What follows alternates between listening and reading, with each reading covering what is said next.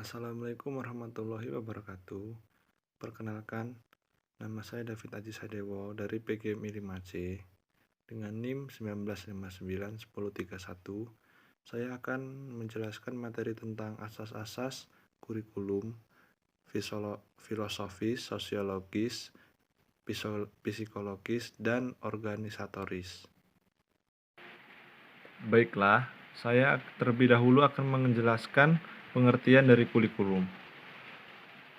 Istilah kurikulum sangat identik dalam dunia pendidikan, kurang lebih 1 abad yang lalu. Secara etimologis, kurikulum yang berasal dari bahasa Yunani, yaitu kurir, yang bermakna pelari, dan kurer, yang bermakna tempat. Jadi, istilah kurikulum pada zaman Romawi kuno mengandung arti sebagai jarak yang harus dicapai atau ditempuh oleh pelari dari garis awal sampai garis akhir. Dan juga apapun jenis kurikulumnya pasti memerlukan asas yang harus dipegang sebagai pedoman. Asas-asas tersebut cukup kompleks dan sering kali terdapat hal-hal yang bertentangan, sehingga perlu diseleksi terlebih dahulu. Perkembangan kurikulum didasari atas beberapa asas, antara lain sebagai berikut. Pertama, asas filosofis, asas sosiologis, asas psikologis, dan asas organisatoris. Berikutnya, saya akan menjelaskan tentang asas filosofis. Asas filosofis dalam penyusunan kurikulum berarti bahwa dalam menyusun kurikulum hendaknya berdasar serta tersara falsafah yang dianut. Falsafat sendiri dalam arti sebenarnya adalah cinta akan kebenaran, yang merupakan rangkaian dari 2 makna, yaitu philein atau cinta dan sophia atau kebajikan. Asas filosofis berhubungan dengan filsafat dan tujuan. Pendidikan berkenaan dengan sistem nilai. Yang dimaksud dengan sistem nilai di sini merupakan pandangan seseorang tentang sesuatu, terutama berkenaan dengan arti kehidupan. Yang berikutnya asas psikologis. Asas psikologis berkaitan dengan perilaku manusia sehubungan dengan pengembangan kurikulum serta pembelajaran perilaku manusia menjadi landasan yang berkaitan erat dengan psikologi belajar dan psikologi perkembangan anak. Kontribusi psikologi terhadap kurikulum memiliki 2 bentuk. Pertama, tipe konseptual dan informasi yang akan membangun dalam perencanaan pendidikan. Yang kedua, berisi tentang berbagai metode yang beradaptasi untuk penilaian pendidikan.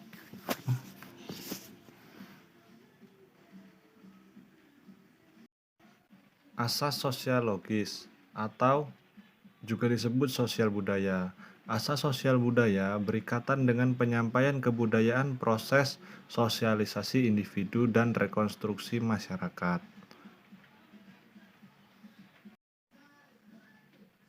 Masyarakat mempunyai norma-norma, adat kebiasaan yang harus dikenal dan diwujudkan oleh peserta didik dalam bentuk perilakunya. Karena peserta didik pada saatnya akan hidup membaur dengan masyarakat. Yang berikutnya saya akan menjelaskan tentang asas psikologis. Asas psikologis berkaitan dengan perilaku manusia, sehubungan dengan pengembangan kurikulum serta pembelajaran perilaku manusia. Menjadi landasan yang berkaitan erat dengan psikologi belajar dan psikologi perkembangan anak. Kontribusi psikologi terhadap kurikulum memiliki 2 bentuk. Yang pertama, tipe konseptual dan informasi yang akan membangun dalam perencanaan pendidikan. Yang kedua, berisi tentang berbagai metodologi yang dapat diadaptasi untuk penelitian pendidikan. Yang terakhir yaitu asas organisatoris. Asas ini berkenaan dengan organisasi dan pendekatan dalam kurikulum. Studi tentang kurikulum seringkali mempertanyakan tentang jenis organisasi ataupun pendekatan apa yang dipergunakan dalam pembahasan dan dalam penyusunan kurikulum. Dilihat dari organisasinya, ada 3 tipe bentuk kurikulum, antara lain kurikulum subject matter, atau separated subject. Organisasi ini beri titik tolak pada mata pelajaran atau disebut juga pendekatan mata pelajaran, seperti geografi, sejarah, ekonomi, kimia, biologi, dan lain sebagainya. Yang kedua, kurikulum korelasi. Yang dimaksud kurikulum korelasi adalah menghubungkan mata pelajaran yang sejenis atau mata pelajaran yang memiliki kesamaan ciri-ciri menjadi suatu bidang studi atau broad field.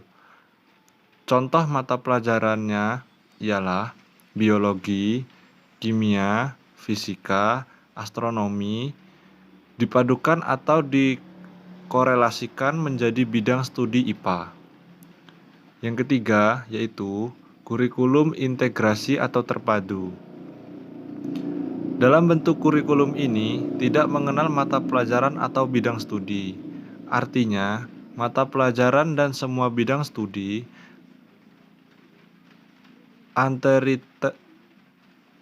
terintegrasikan dalam bentuk masalah atau unit.